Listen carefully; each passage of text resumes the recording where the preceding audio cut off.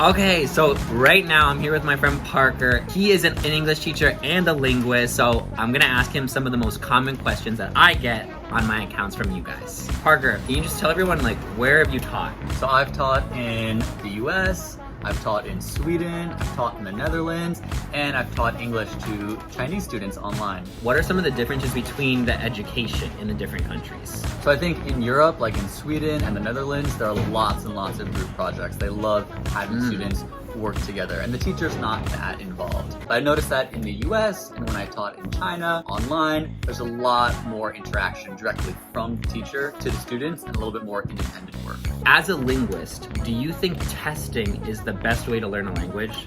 Absolutely not. The best way to learn a language is just to use it as much as you can. A really common question I get, how to increase vocabulary.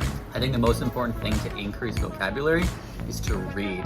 When you read and you see a word in like a whole sentence, it gives you a much better understanding of what that word means, and it gives you context. So like for memorization, maybe don't totally like memorize the definition, but maybe memorize a sentence with the word in it. Yeah, and you don't have to focus on like knowing every single word that you hear. It's just focus on what you do understand. Okay, I have a lot of people that want to study abroad, but they're afraid about their like accent. Is that a big issue? I understand why you might be a little embarrassed about that, but honestly, no one cares. I was born and raised in New York. We're in New York right now. No one cares. People from all over the world, all different types of people. Don't worry about it. You'll be fine. Okay, so you did research in Europe on learning English, right? Correct. What can you like give us like a 1-minute overview and like what did you learn from your research? Sure. In Europe, a really popular kind of school is a bilingual school. So half in English and half in the native language. The question is, are these schools really better for learning English than just learning English on your own time or going to a normal school? Probably, right? The research that I did was looking at how many hours of English you had in school and how many hours of English you participated in outside of school. So reading books, watching movies, listening to music, even hanging out with friends and speaking to English.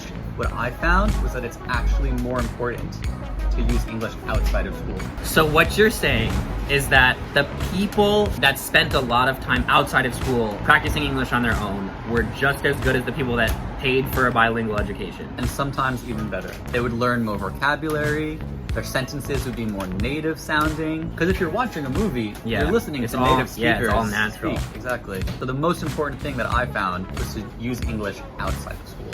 Whoa, that's crazy. But look, these people weren't using English for like 2 hours or 3 hours per week. Some of these people were listening and using English for like 10, 12, 20 hours a week. So it's a commitment. Oh, okay. What's one TV show good for learning English? The Office. One movie for English? Any of the Marvel movies. One documentary for English? I Am Greta. Favorite color? Green. Duh. Okay, cool. That's it for today. This is Parker. Keep learning English, keep going, and I will see you guys next time. Bye. Bye-bye. See you.